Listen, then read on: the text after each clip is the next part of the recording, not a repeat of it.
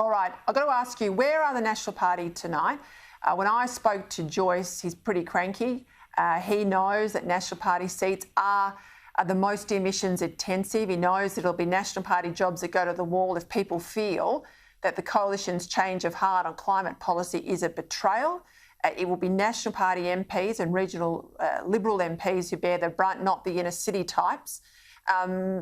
And I listened carefully to the Prime Minister, who said in question time today that it'll be the Cabinet that makes the decision, which says to me that this National Party sort of negotiation is all a bit of political theatre. Well, I think, Peter, that there is a great depth of feeling within the National Party room. I think it actually spreads, I've been told this evening, beyond the 3 or 4 that are named as the holdouts. And Barnaby Joyce is having real trouble getting this through the National Party room.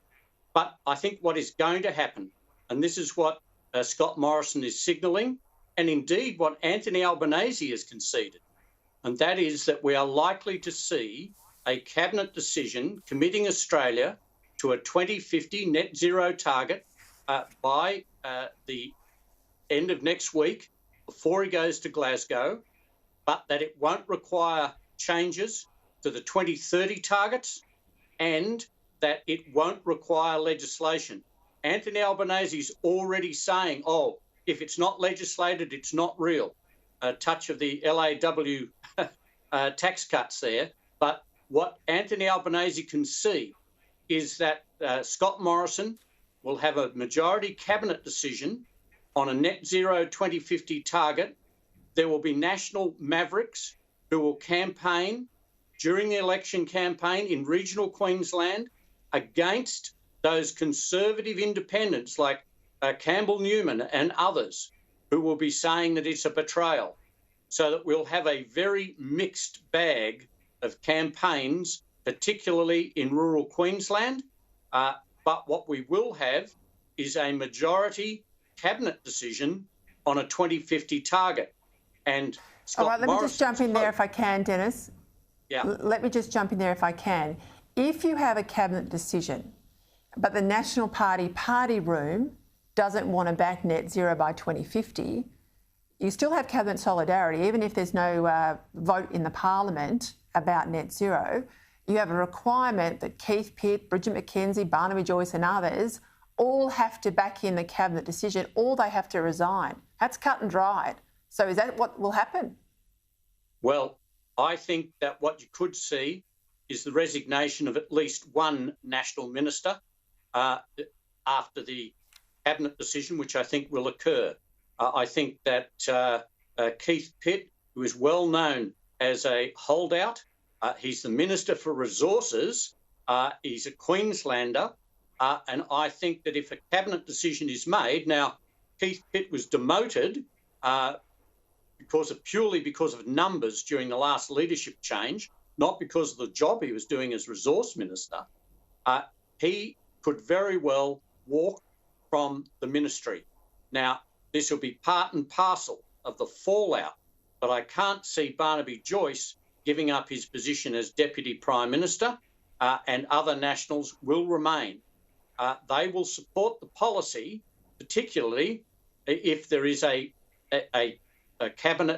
majority cabinet decision. It's going to get messy, but it's never been easy for the coalition on climate change, and indeed it's not easy for Labor, and it won't be easy for Labor at the next election if at least the coalition can say there is a net 50 target, a net zero target for 2050, and we're not going to muck around with 2030 and then force Albanese to say, right, we are going to improve the 2030 targets and try and put him in the same position that Bill Shorten was in at the last election, only 8 years away from 2030, spruiking even higher targets.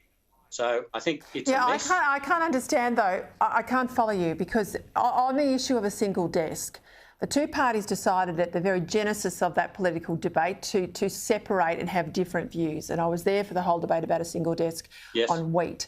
On this issue, They've been lockstep together, other than a couple of schisms during the Turnbull era, but basically they've been lockstep on climate issues. If the Prime Minister takes the decision that is a majority of the Cabinet, and he will be able to do that because the National Party and a couple of Liberal MPs are a small number in that room, he will then be binding the National Party or those National Party Cabinet ministers, including the National Party leader, to something that could be at odds with the National Party party room. So how does the leader stay in his job, and how does the coalition stay together?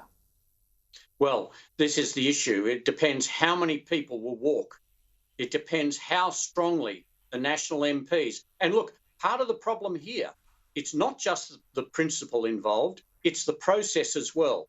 There are many national MPs and senators, frontbenchers and backbenchers, who are pretty well teed off with the whole idea that they are being given this great plan and 2 weeks to make up their mind. They are really angry at this. And so what you have is the making worse of the old tensions between the Nationals and the Liberals, particularly since you have Liberal progressives in the city telling the Nationals what to do and trying to say, oh, well, look, let's just change the 2030 targets as well. This is a part of an arrogance from the Liberal progressives in the inner city trying to tell the Nationals who have to hold their seats for the coalition to hold government. Yes, it won't be the leafy Liberal seats that go under with this, let me tell you. And I suspect, given the Prime Minister announced back in February at the National Press Club that if he went net zero, he'd have costings, a fully costed policy on the table. The fact that the Nats are only getting a couple of days to look at this is, well, it's deliberate. It's a tactic. I've been there when it's used before, and hopefully they'll bludgeon their way through. That will be the view of some hard-headed Liberals. But I'll tell you what, whatever the Prime Minister says in Glasgow, I have to tell you, Dennis, the strength of feeling that people have given me an earful on the phone about in the last 4 or 5 days, this doesn't end at Glasgow. Let me tell you, whatever happens in the next few days. Come what may, he should not have gone to Glasgow. He was going to be kicked if he went and kicked if he didn't. All right. I think you're absolutely right there. Absolutely right. Dennis Shanahan, thank you. Glad we got your mic piece and all of that working. Thanks for your time.